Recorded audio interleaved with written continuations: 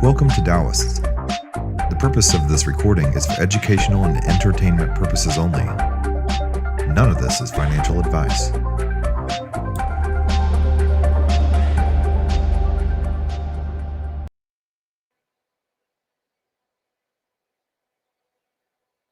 All right. Hello, Taoists. We are here today with Dr. Richard Smith. He is a mathematician, a behavioral scientist, visionary founder with 20 years of investing and trading experience. He's going to be joining us today to talk about something everyone deals with every day, risk. Richard, are you with us? Can you hear me?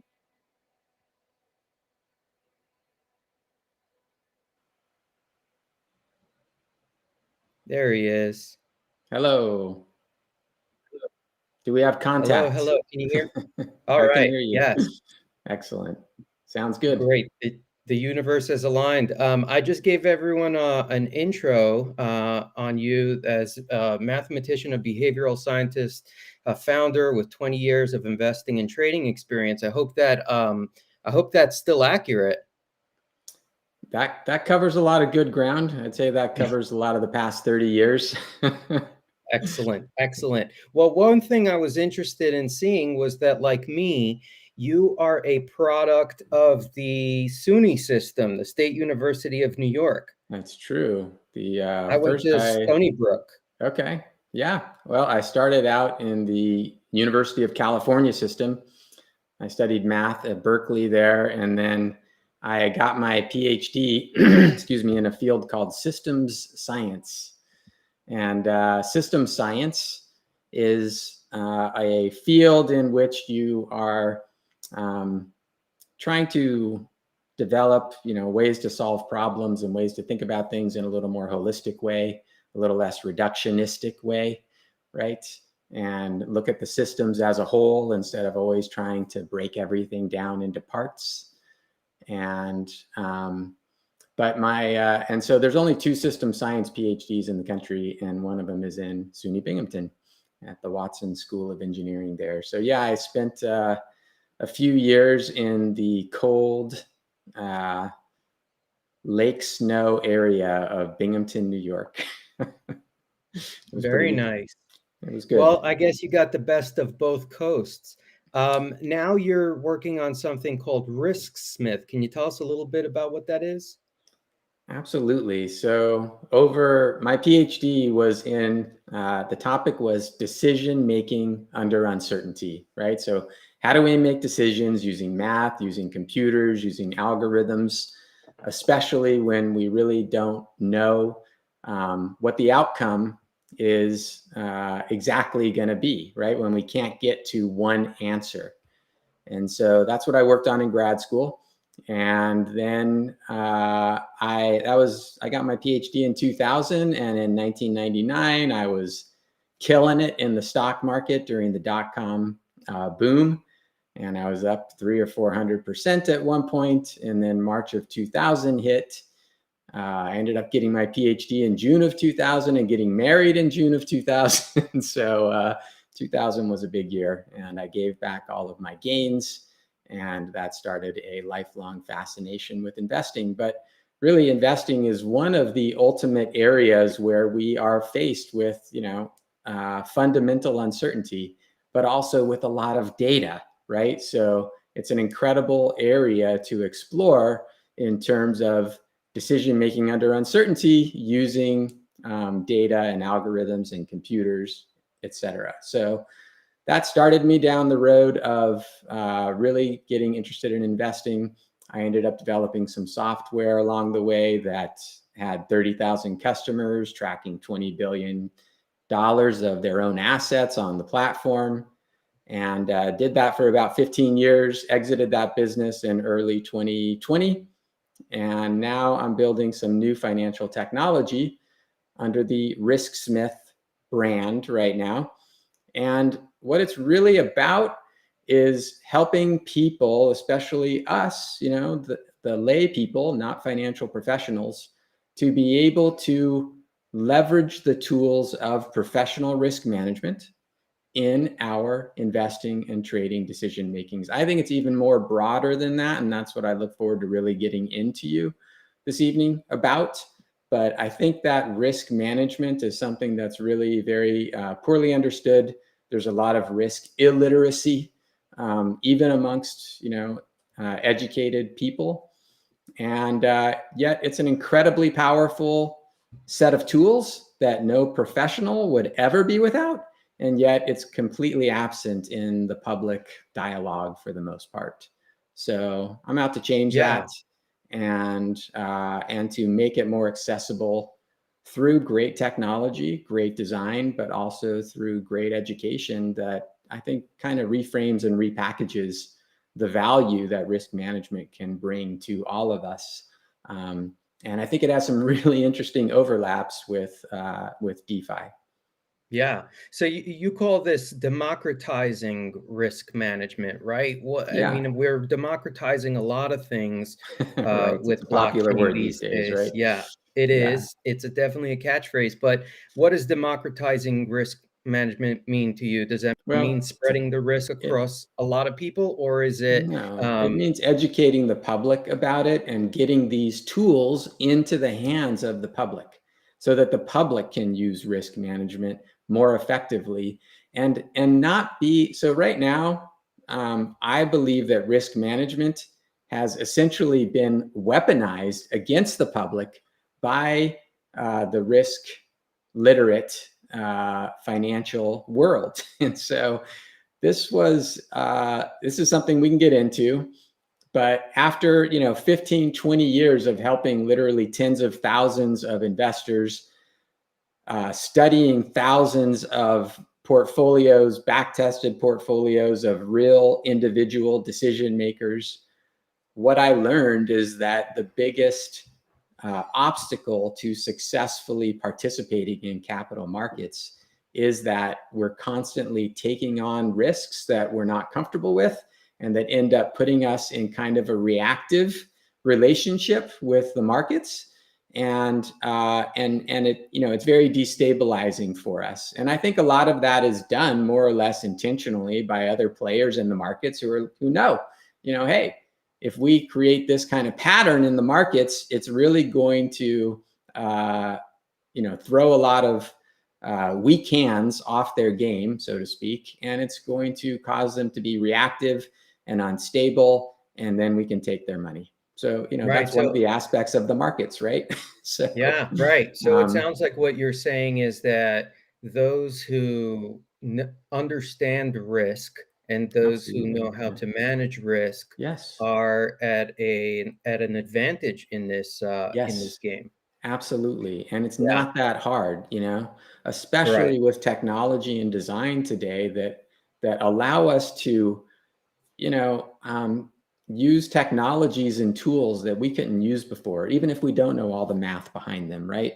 So how do we really get the tools of risk management and the visualizations of risk management?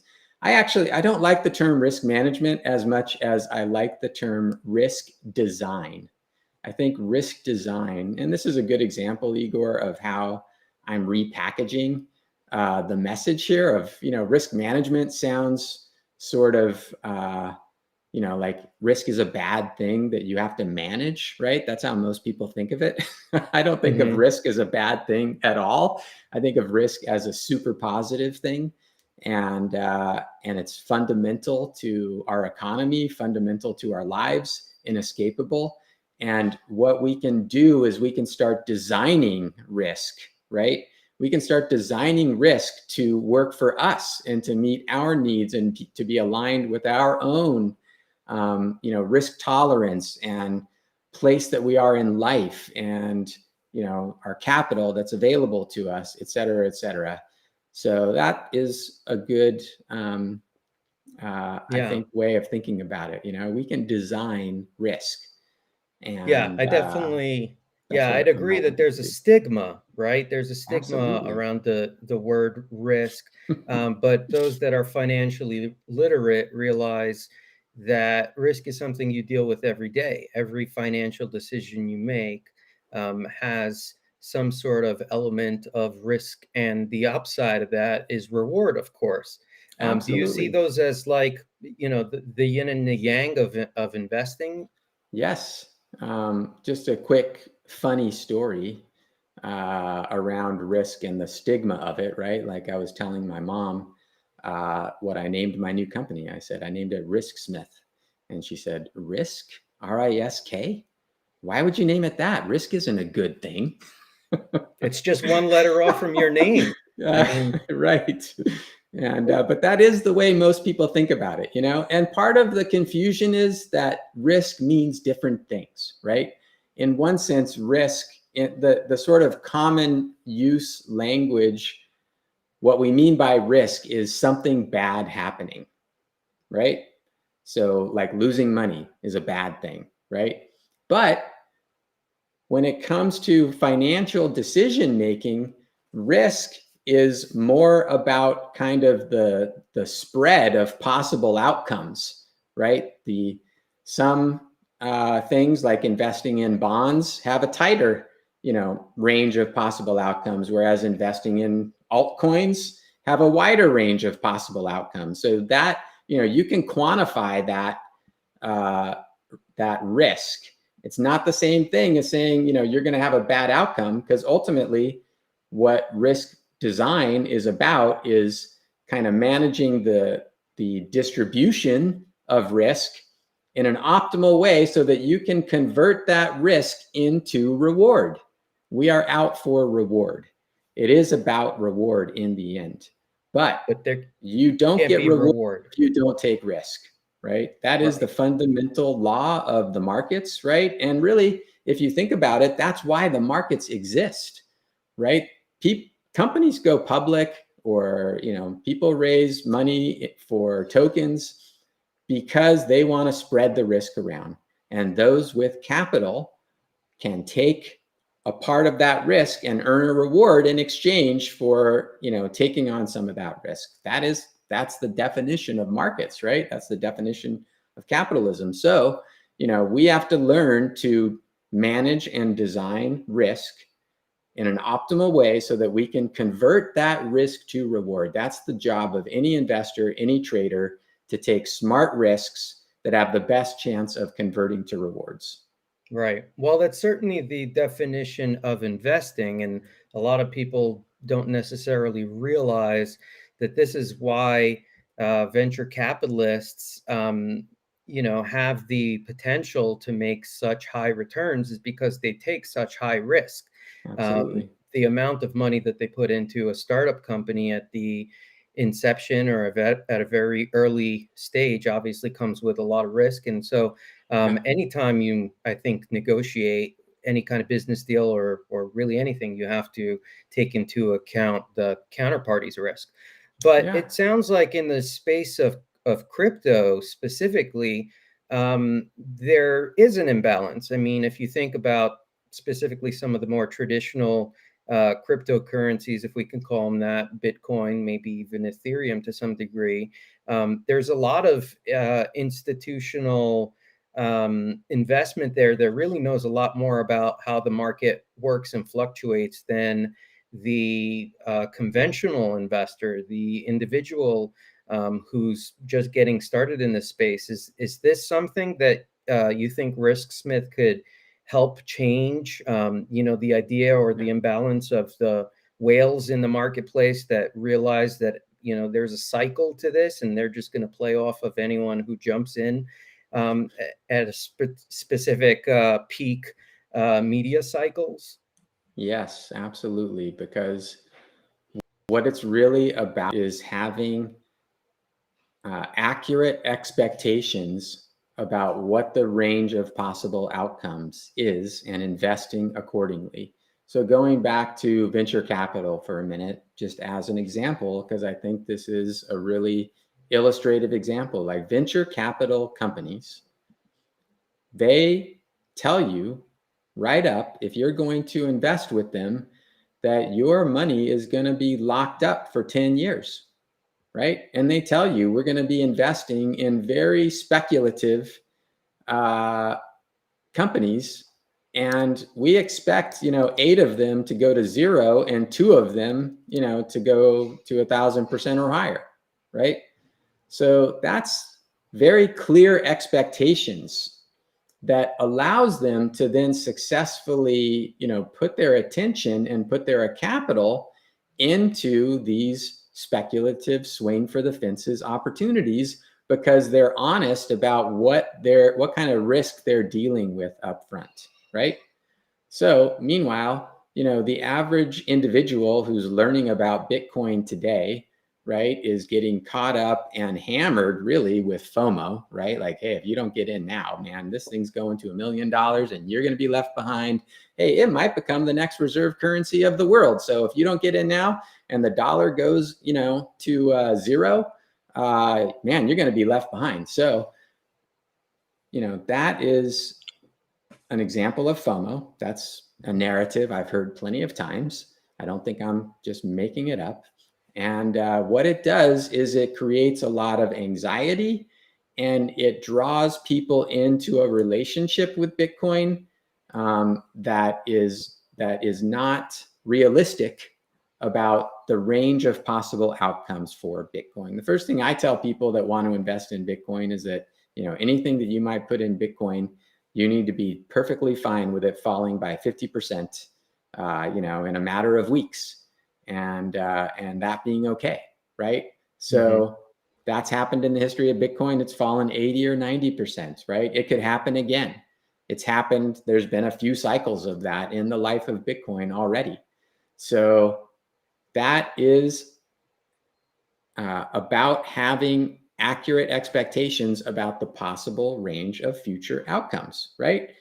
And one of the most powerful risk management tools in the Bitcoin world has been the idea of HODL.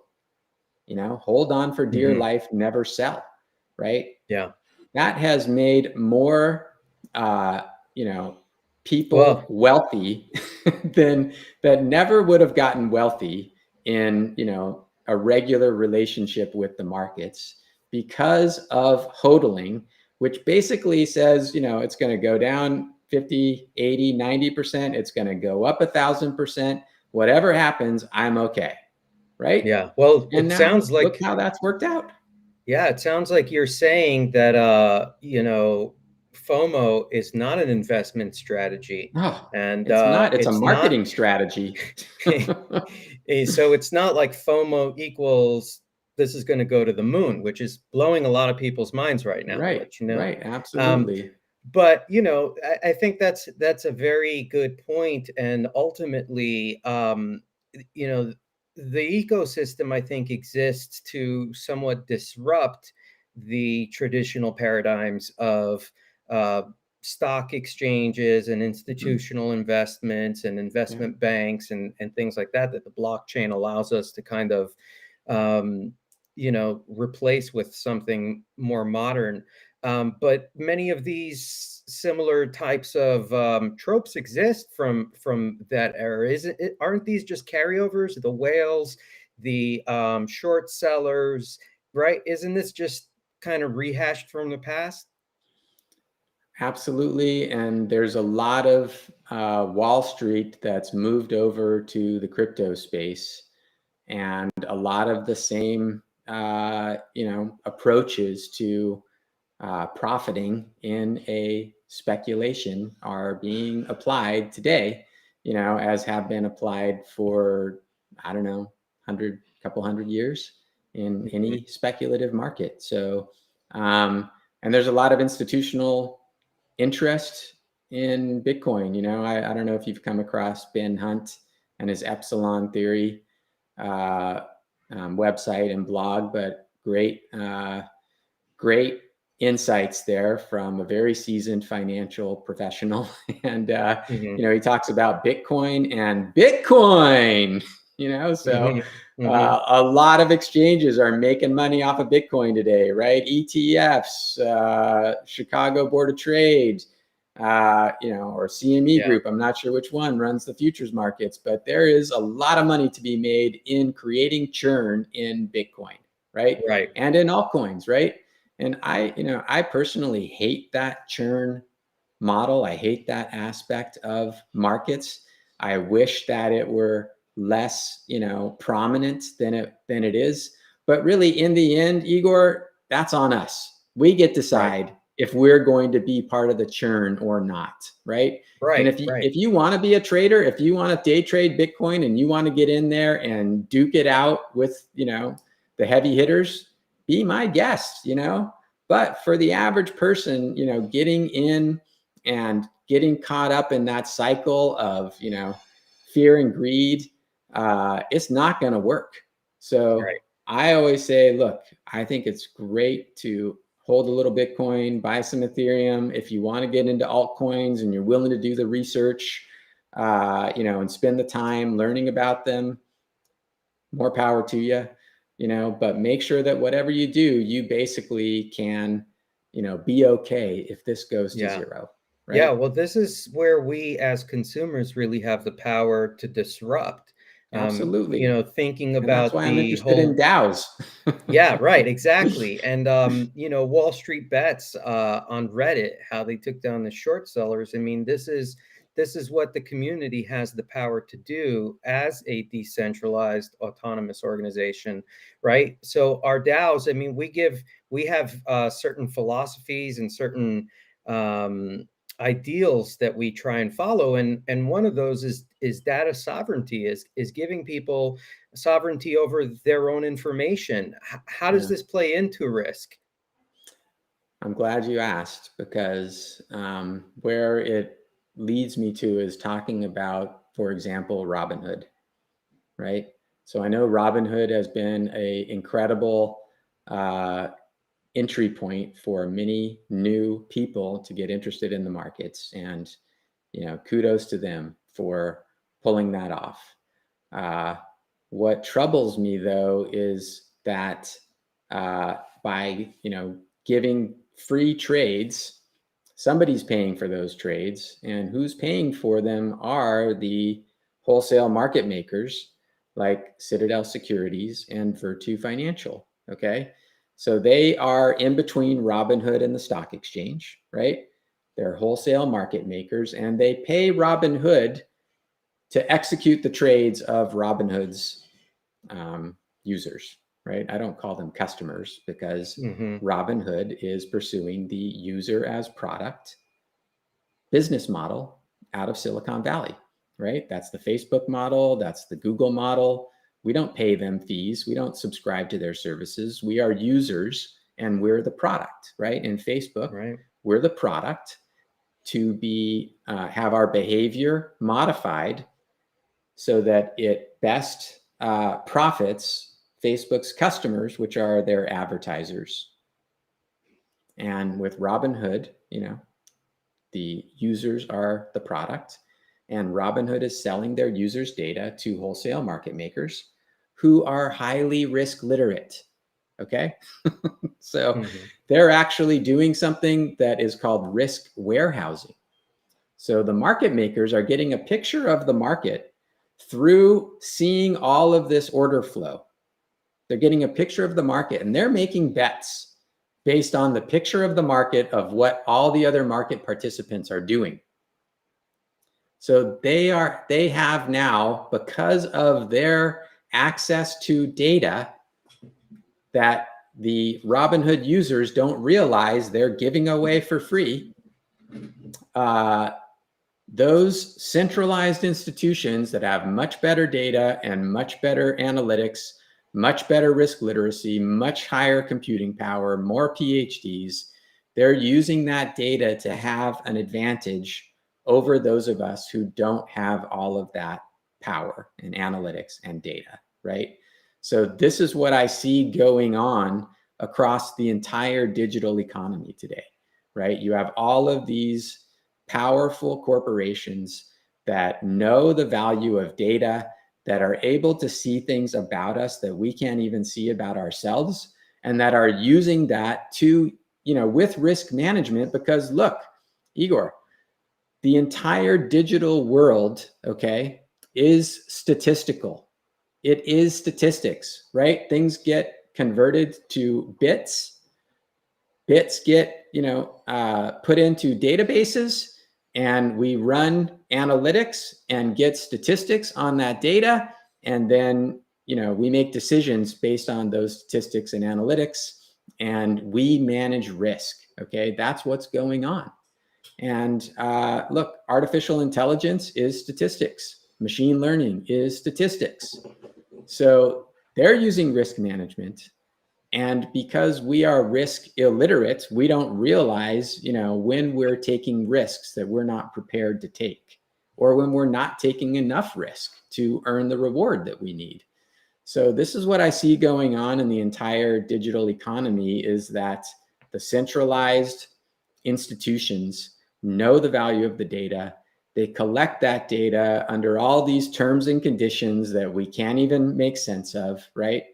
And they are incredibly empowered by having all that data, and we're asleep at the switch by giving all that data away.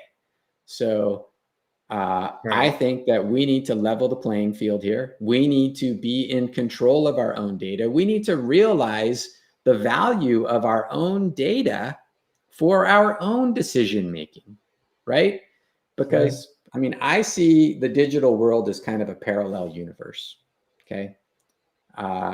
And, we need to have personhood in that universe. It's a new world. The digital, the metaverse is a new world, and we don't have the concept of personhood in the metaverse. Okay. Facebook gets our data, Apple gets our data, Fitbit gets our data, Robinhood gets our data, Google gets our data, Tesla gets our data. I say it's like Oprah Winfrey giving out free data to everyone. Yeah, and the media companies get our data, right? Everybody gets our data. So to me, one of the most exciting and compelling aspects of blockchain and crypto, Bitcoin was the first ever experience that we had of being able to have digital sovereignty, right? That we had sovereignty over a purely digital asset, right? Bitcoin was the first time you could say, I own this Bitcoin, I control this Bitcoin, and I can prove it, and nobody else can, right? Right. So that was a revolution. That was a huge breakthrough, right? So now, though, we've gotten to the point of NFTs, right? And NFTs, non-fungible tokens, right? Your personal data, my personal data, can be a non-fungible token. It can be an NFT. I can have sovereignty over my personal data now for the first time ever. And we're not there yet, right? The scalability isn't there yet, but there's a lot more capacity than we've ever had for this to happen, where you can have true data sovereignty using blockchain.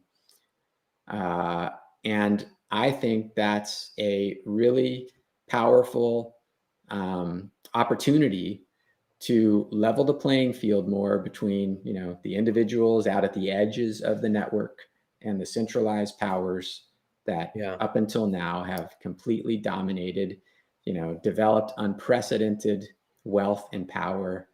The gap between the haves and the have-nots has gotten way beyond anything that a society can survive. It's all going to hell in a handbasket if we don't, narrow that gap. Yeah, no, absolutely. It's clear that we've hit a point in time when people are finally starting to realize that if they're not paying for the product, they are the product. But if everyone were to stop using Robinhood and these other platforms that are monitoring and building profiles and building intelligence, that doesn't mean that the information isn't going to be there. It's just that it's democratized. It's available to everyone equally, which is kind of a really important thing, especially because people don't realize that when they're investing with Robinhood, they're not necessarily buying a Bitcoin. They're not necessarily buying a stock. What they're buying is a percentage of theoretical ownership. But as stocks fluctuate up and down, one of the key elements inside of the blockchain, and one of the reasons that the technology for consensus exists and is so important, is to identify when a specific trade was made and what order those trades were made in. And why that's super important is because as something goes up or down in value, what's stopping Robinhood from taking 100 trades for the same security and putting their own trade at the beginning or the end of that block of 100 trades, because they know exactly what direction they're pushing the market in. So talk to me a little bit about how is it that we're talking about an entirely different paradigm with data sovereignty, or is it what we're doing is really just democratizing it so that everyone has access to the same information, and maybe individuals can have exclusive sovereignty over their information so that they can choose who gets to see it? Maybe which doctors get to see their medical records, which financial professionals get to see their banking records or blockchain ownership records, or that sort of thing. Yeah. And how can all of that data help us make better decisions, about how we allocate our resources in the digital world? Okay. Right now we're talking about capital, but we can also talk about attention, right? When we go online, how is our attention moved, from one click to the next, right? I mean, I don't know about you, but I can hardly get in front of my computer and even remember what I came in front of my computer to do because Right.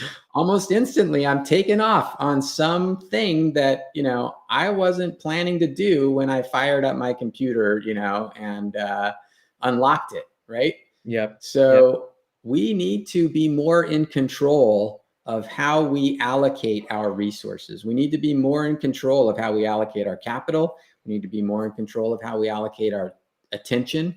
We need to be more in control of how we allocate our time, right? And right now, the centralized, silos have a huge advantage over us in terms of knowing how to modify our behavior towards their ends. So to me, I want all that data that I'm generating on myself. I want to build an avatar of myself so that I can know better how I interact with the online world. Okay. And then I can use that as almost like an AI coach to help me make better decisions when I'm online.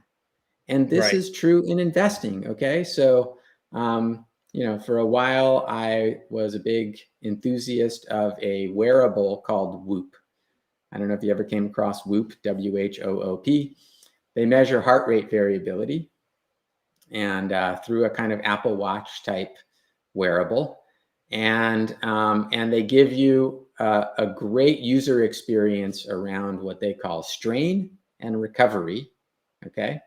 Every day you take on a certain amount of strain, and every night you achieve a certain amount of recovery. And it's a beautiful simplification of what, wearable analytics can do. It's a new user experience. And really, they were the inspiration for me to go, I'm going to create a user experience around reward and risk. Right? So they took heart rate variability and resting heart rate, fitness data, and they repackaged it in terms of strain and recovery, right? So every day, hey, did you take on enough strain today? And hey, how did you rest tonight? And what kind of recovery did you make? And are you ready to, hit it full blast today, or maybe take it a little easier today? So incredible, right? But then I started thinking about, how could that same data help me in my investing decision making, right? So every day, I'm in the markets, and sometimes it's long-term decisions I'm making. Sometimes it's short-term decisions I'm making. But I'd like to know if I haven't slept very well for the past 3 nights and my recovery has been very poor, my biometric data can tell me something about what's going on with me. and might help me make a better decision or not make a bad decision in the financial markets, right? Like, hey, Right. you haven't slept well for the past 3 nights. I know the market's down sharply today, but how about sleep on it before you decide to liquidate your whole portfolio, right? Right. So it sounds like, I mean, we So, could even bring in another analogy here of atrophy. If you're not flexing your investment muscles, then you're going to deal with atrophy there yeah, as well. I'd like absolutely. to bring on a couple of people here, if you don't mind. Happy So to. we have, let's see, why don't we bring up Steve? Are you around with us, Steve, here? Yeah, I'm right here. All right, Steve, go ahead and shoot.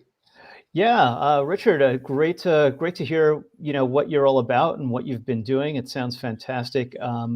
Delivering the ability for people to manage risk and utilize risk. It sounds Mhm. like, and I see that you've got a product coming out. So I get sort of twofold. One question is about. I always find it pretty amazing when I talk to people about when they hand over their public wallet address, what kind of information that provides to the person receiving it. So basically, any transaction ever made shows up in your public wallet, and people don't get that. When I say that, Mhm. they're like, "Oh, really?" Because they think that there's some anonymity to wallets and addresses.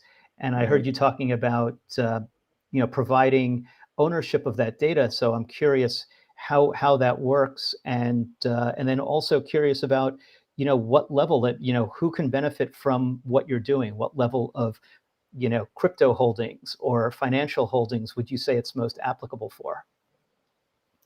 Sure. Great questions. And taking the first one about, sharing your public wallet and seeing all the transactions, yes.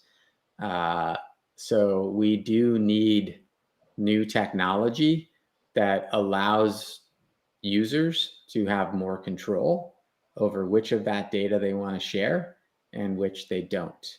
And there's a lot of innovation going on in this space already. I am an investor in a company called One Creation. They're not using crypto, but they're using blockchain, and and they're working on a way. They're starting on the corporate side, but for corporations to be able to share their data um, with and have policies around, when that data is shared, who that data is shared with, what the revocation rights of that data are, et cetera, right? So there is a lot of work going on in this space already. Look, I don't think we're there today that we can have true data sovereignty and a new economy built around data sovereignty. But I do think that technology is being developed. And I think that, we'll see it in the next 5 to 10 years. And so, yes, sharing your public wallet, giving away, everything, that's not what I'm talking about in terms of data sovereignty. We need to develop technology that we can all use, that's intuitive, right? Where we can be in control of who we share our data with, and under what conditions, which, essentially are smart contracts, right? So, so I think that's coming, and I think that will change the way that we share data. That's Okay, great. so that's Yeah, number we one. have yeah, thank you for that, Steve. We have Nakamomo, one of our contributors here at Taoists, had a question about what native crypto folks like us can Mhm. learn from traditional financial risk management. Yeah. What can we learn here that Wall Street's known about for many years? Um, the simplest thing is that you should be looking at volatility. You should be looking at, how much things go up and down, right? You should be looking at how different assets are correlated to one another, right? Do they go up and down at the same time, or is one go up while another one goes down, right? And building a portfolio is about bundling, you know,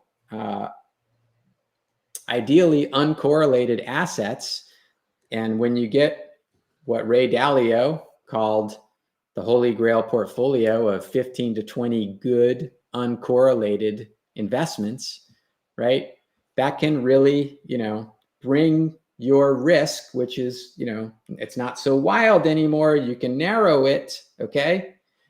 And then, you can live with that and still sleep at night and be more comfortable, in your own skin, right? Because where the problems arise is when something happens that we just weren't prepared for as a possible outcome at all.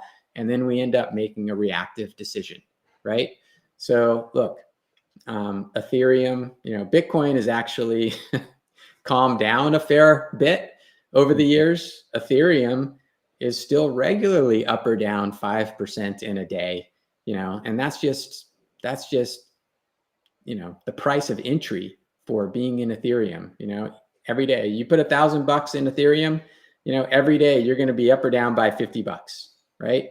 And you get a few of those down by $50 a day, and you'll start to get nauseous if $1,000 is too much for you to have invested in Ethereum, right? So getting to know your own risk tolerance, it's a function of the volatility of your portfolio as a whole, but it's also a function of how much money you put into those assets, right? So you can be, in a stock that's really volatile, and if you have, too much money into it, you won't be able to sleep at night. But you can also be in that same stock and put a little bit of money into it and be totally fine, because you are prepared. You know what to expect. You know what history has shown for these assets, right? So just knowing that, and it's a function not just of the volatility, but the volatility plus the amount of capital that you put in it. And then how do the pieces of your portfolio work together as a whole, right? So you can have two wildly volatile things that move, at opposite times, but overall are both still going up. And when you put those together, you'll have lower volatility, okay? So allocating by volatility, I like to allocate my investments by volatility. I put more capital into the less volatile, and I put less capital into the more volatile. I sort of regard it as, look, you need your meat and potatoes, but you also need your salt and pepper and, maybe some jalapenos. Okay. But you don't make a whole meal out of jalapenos. So, right. So you don't necessarily, you're not against the philosophy of buying a little Doge here and there, but don't don't expect to get rich overnight, and don't get freaked out if it takes a 50% drop. That's part of the game. Yeah. I want to bring Eric Mack up here. He's got some questions too, I'm sure. Eric, are you with us? So yeah, I'm here. Thanks, Richard. Yeah. And I guess, I wonder where you see, DAOs taking this space, say, 2 years, 5 years from now, where this has become a more mainstream thing. How does that change the landscape? Well, I'm actually also here to learn from you guys. So, I'm developing a new business, right? I have, values that I believe would be supported by, a decentralized, distributed approach. And, I'm interested in NFTs, for example, and as a path to data sovereignty. And I don't know that much about DAOs other than that, they're distributed communities, right? So connecting with people that care about decentralization, right? Because I think we're too far on the centralized side of the ledger right now. I'm not an anarchist. I want a balance between centralization and decentralization. But I think the pendulum has swung way too far to the centralized side, as evidenced by the user as product business models that I think, are causing teenage girls to commit suicide and are causing, most individual investors to not maximize their profits in the markets. Okay. So meanwhile, I'm developing a business. I'm going to be raising capital soon. Why should I, as an entrepreneur, build my business on a decentralized model? Or do I just sort of bring in some decentralization, but pursue a more traditional business model, right? So I'm really interested in learning from you guys how a DAO could really help, one, the mission that I'm trying to achieve, right? But also help me build a business. Right.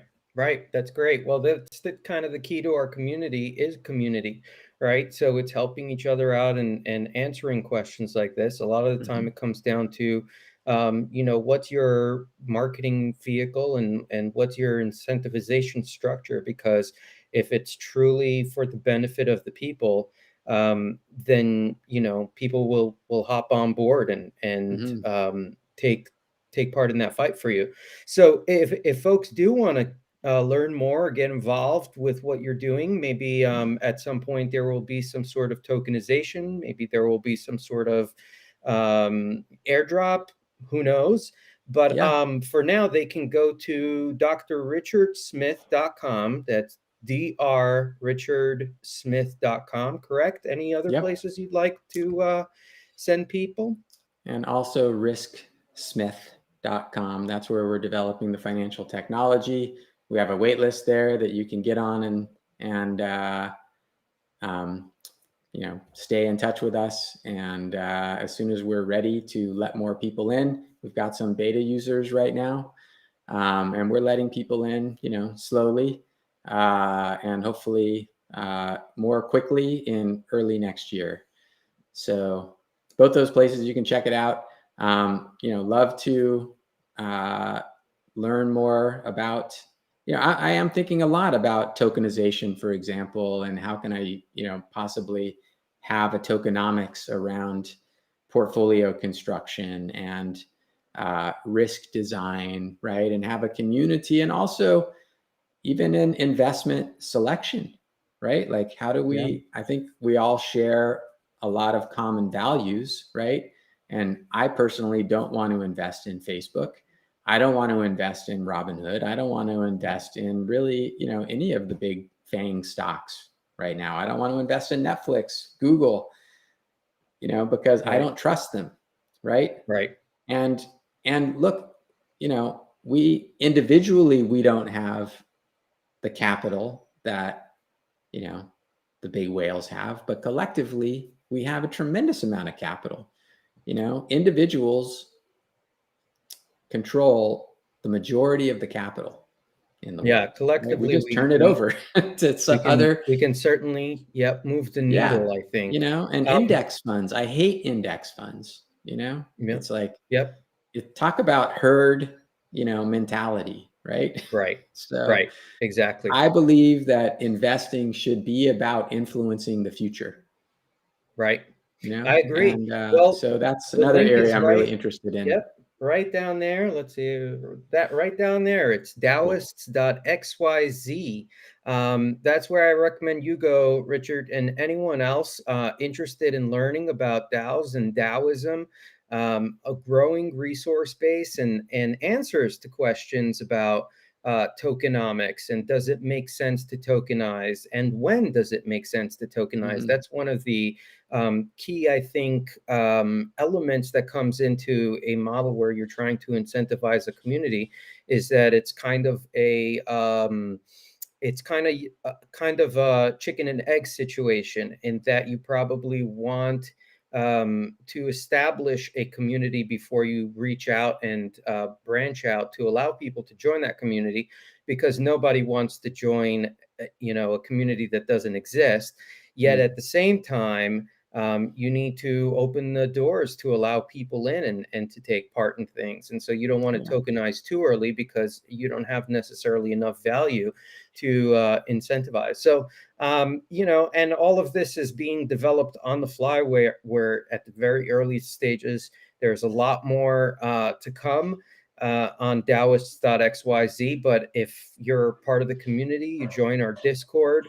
I think you can learn a lot and be in the company of some really great individuals, great thinkers, and we'd love to help you figure it out for your community and for democratizing information about investors and really take it out of the hands of folks like Robinhood, so that we don't necessarily have to keep sacrificing our profits, really. Well, thanks Sounds so much, great. I love Richard. it. Really Yeah, appreciate it. And I'll thanks for definitely coming on the join. show. Yep, we'll be Thank you. having you again soon for a follow-up call. And we didn't get to touch on your co-founder, Justin Davis, but we wish him the best. We understand he's traveling, so safe travels to Justin. Thanks, Richard, and we'll see you guys all soon. I'm Igor Alinsky, your host, and be back next time. Thanks for having me.